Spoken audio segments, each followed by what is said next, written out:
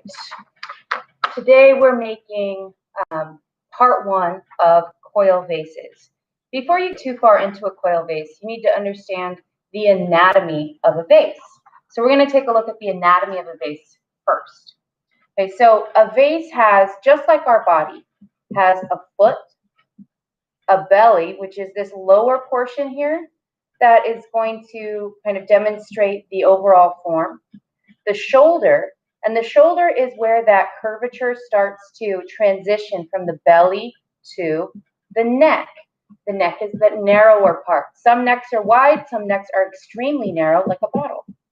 And then lastly, the lip or the rim, and that's going to be the finishing touches or the finishing part of the vase and where the flowers will interact with it and where a lot of people are going to see a highlighted craftsmanship of your work. So keeping the anatomy of a vase in mind, we're going to start to make a template of a coil vase so we can then make accurate coil vases. So the first things you're going to need are some paper, because you might need to try a couple attempts. You'll need scissors and a writing implement. I'm going to use a Sharpie so it's easier to see.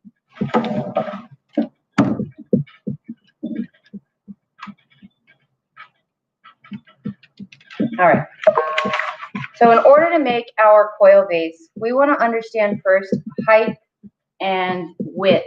So a piece of paper is 8.5 inches wide by 11 inches tall. And an 11-inch tall vase is a relatively good size for a vase. So we're going to try to use all of this height for our coil vase.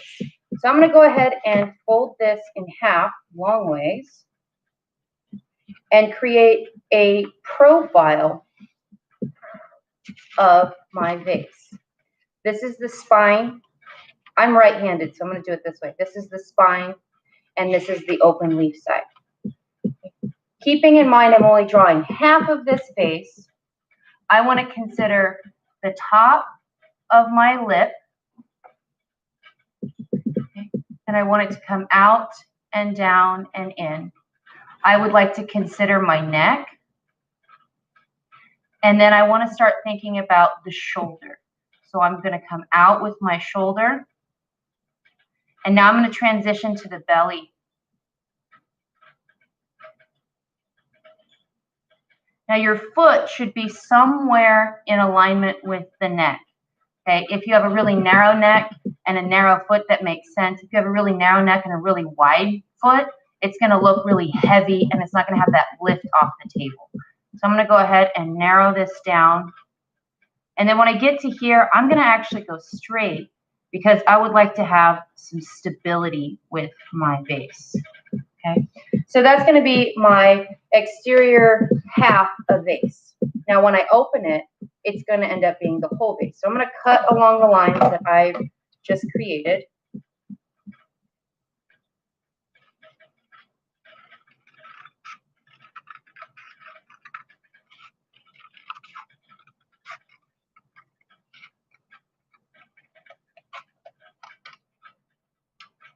And you know what? I think I'm going to want this to be a little bit more of a curve and less of that completely straight line. So I'm going to curve it with my scissors.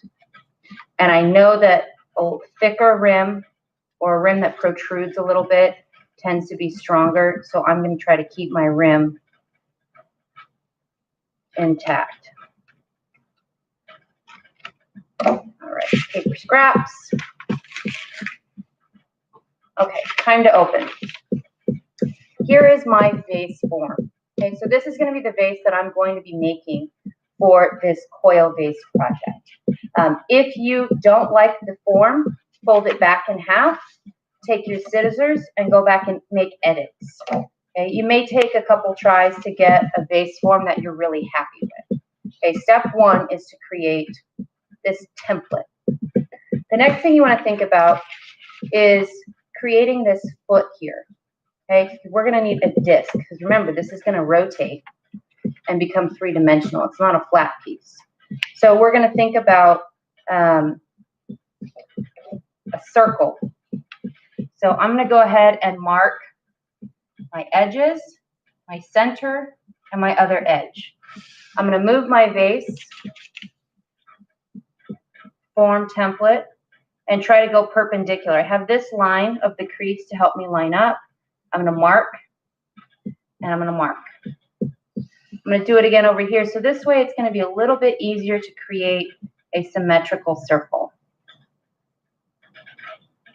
And I'm going to mark, and I'm going to mark. I'm going to do it to this one direction here. And I'm going to mark. Ooh, that wiggled on me. I'm going to mark, and I'm going to mark. Now I have a pretty good idea of that circle. Okay, so I'm going to go ahead and connect my dots, trying to maintain that arc. 1, 2, and turn the paper so I can keep that same idea of arc. Is it perfect? No, but it's pretty close. And a lot of these kinks are going to get worked out in the actual clay. So we generally have the circle we're looking for. I'm going to go ahead and cut this circle out.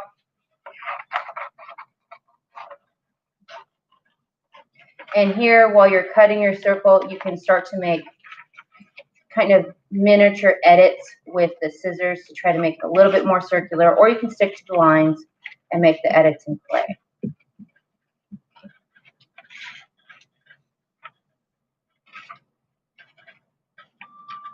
Okay, I'm going to flip this upside down and take a look at my circle. Start our earthquake drill. So the earthquake drill is going to begin. I need you to drop